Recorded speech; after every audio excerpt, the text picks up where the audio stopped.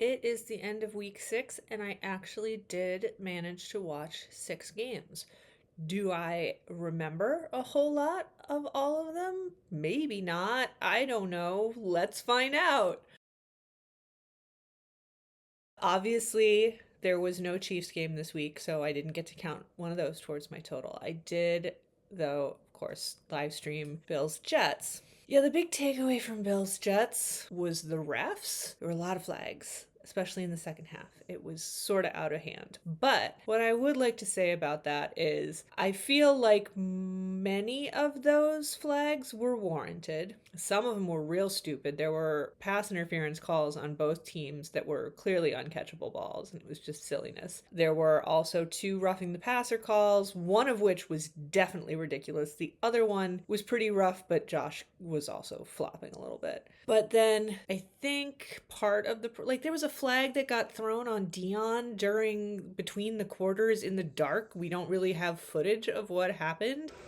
There was a lot of pushing, shoving. Kinlaw got ejected in the fourth quarter for trash talking the ref. I think a lot of what happened with those flags is the refs were fucking fed up with the attitude and the chippiness and the trash talk, and they were trying to be like kindergarten teachers with these guys, which is not gonna work. It's not. There's too much animosity between these two teams, especially between our offensive line and whoever they're beefing with on the Jets. Spencer Brown and Deion Dawkins hate these guys, and they're trash talkers. They just are. They're gonna push buttons. This is the Bills, really. Like, Deion has an issue with the Jets, and he's just not ever gonna let it go. That's sort of my main takeaway as far as the penalties go. As far as gameplay goes, neither side was that great. What was, striking about the Bills was the running game. We didn't have James Cook. We had Ray Davis in his first start as a rookie,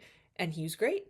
Really great. Just barreling down the middle, got crazy catch off of a Josh scramble. Like, he really showed why we drafted him. I was really proud of that kid. Khalil Shakir was back. He got a good catch, and then they let him sit a whole bunch because he clearly is not 100%, but I was glad to see him back, and he did well. But they came to the conclusion that they needed another wide receiver, so we got Amari Cooper. So we might see Amari Cooper playing for the Bills on Sunday. Don't know yet. And then, ironically, the Jets also got a receiver, even though I don't think that's really the piece they were necessarily missing. But maybe. I don't know what the Jets are doing. I don't care what the Jets are doing. The Jets can go do Jetsy things, and I just don't even want to think about it anymore. The interesting thing about Devontae and Amari Cooper, it just really made me think about how weird it is that the NFL just kind of can do whatever they want with them midway through the year, just totally life upheaval. Luckily, these guys are big enough that I think they had a certain amount of say in where they ended up going. Maybe. Adams clearly did. Amari Cooper just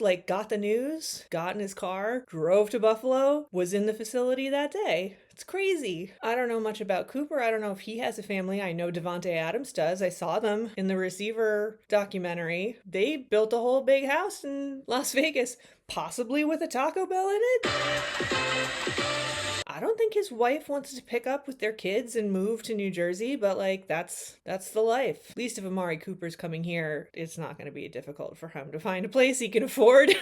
It's Buffalo. Go nuts, Amari Cooper. Davante Adams, despite his large income, is apparently crashing at Aaron Rodgers' house. How many crystals are in that house? I got 7 right here. Yeah. It's got to be some more around here somewhere. I watched the Steelers-Raiders games, also speaking of Davante Adams. Man, first of all, Max Crosby and Brock Bowers are just wasted on that team. They do not have a quarterback. Steelers have too many quarterbacks. I don't know how you can look at Justin Fields this past week or the rest of the season and say they should take him off the field and put Russell in. That seems backwards. But apparently that's what they're doing, so we'll see how that goes. I am forced to kind of root for the Steelers here and there as needed because of my family, but in crunch time, I don't want the Steelers to win. So yeah, put Russell Wilson in. Have fun. The strength of the Steelers is not their receivers. Certainly not Pickens. We're talking about grumpy diva receivers who don't want to be where they are, apparently.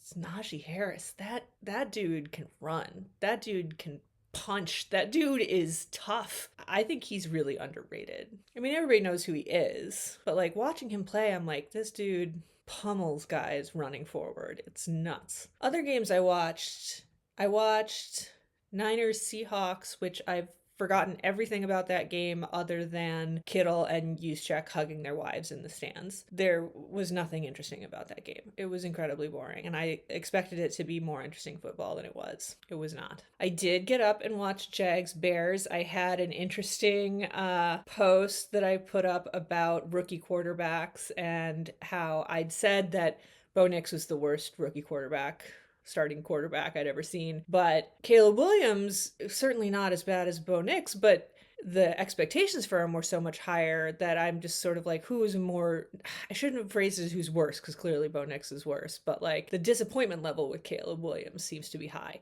And then as soon as I posted that, he started bawling out. And I was like, well, now I look like a fucking idiot. I'm used to that. That's fine. I'm old enough to have looked like a fucking idiot plenty of times. But yeah, if Caleb Williams is on an upswing, rookies, you can't expect them to be amazing out of the gate, even if that's the bill of goods you're being sold. If he's slowly progressing, and if Rome Odunze comes back in and continues to slowly progress, the Bears might actually have something. That division is bananas, because one of the other games I watched was the Lions game. Holy moly. I did not watch a Packers game.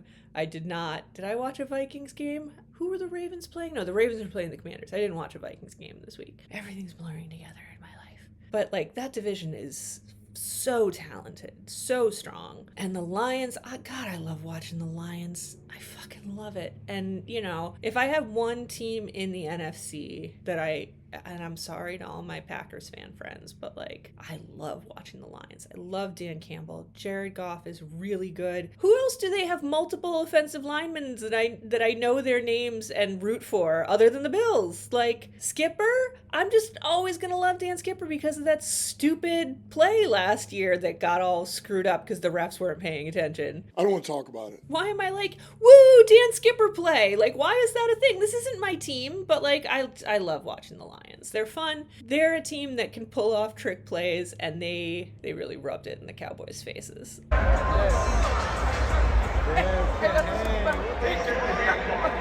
I watched Ravens Commanders. I thought that was going to be a much more interesting game. Turns out watching two really good teams play against each other competently isn't necessarily that interesting. They were good. It was a good game. I will give props. Lamar is good. Derrick Henry is fucking amazing. Like, he's old to be that amazing. We're talking about running backs. Like, I know that running backs don't get as much credit as wide receivers in this league, but man, there are some really, really good running backs out there this year, and I managed to see a whole bunch of them this week, and it was fun.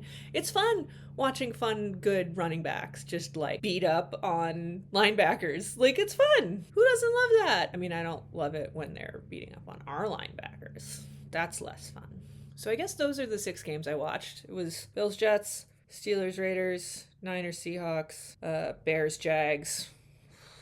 Fucking Jags, man. Ooh. Ravens, Commanders, Cowboys, Lions. Those are my 6. I did 6, you guys. Doing 7 this coming week. Well, I have NFL Plus now, thanks to paying members being awesome. So that's where that money went to. And I will watch a 7th game at some point before next Thursday. Tonight, I get to watch the Amazon Prime game, which I believe is Broncos Raiders. It's Broncos someone. Oh God, it's not even Broncos Raiders, it's Broncos Saints. And the Saints have their backup quarterback, that kid who actually was not as bad as I thought he was going to be. But it's still Bo Nix versus second string dude. Like, This Sunday, I will be doing a live stream doubleheader. I'm sort of considering doing some different things with my live streams. I'm thinking what I will do is, from now on, Bill's live streams will be free and available to everybody to watch. I'm kind of making that decision because apparently Tom Grossi tried to raid my stream during halftime last week and couldn't find it because it's paying members only there. I was just yelling obscenities to 9 Chiefs fans. That was kind of a bummer. I would love to have that interaction. So we'll make the Bills stream at 1 o'clock on Sunday free and open to everybody. So you got that. Chiefs fans still get to pay the Chiefs surtax for the live stream. So the second live stream will be the Chiefs games. I believe it's Chiefs Niners.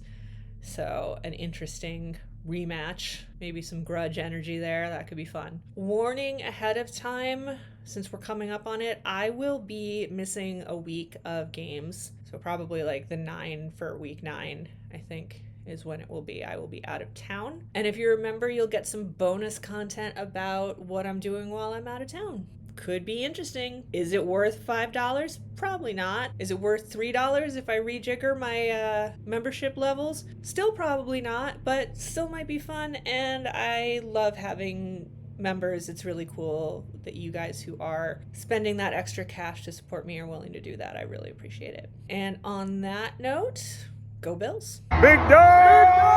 Go on, baby! Woo! Go Bills!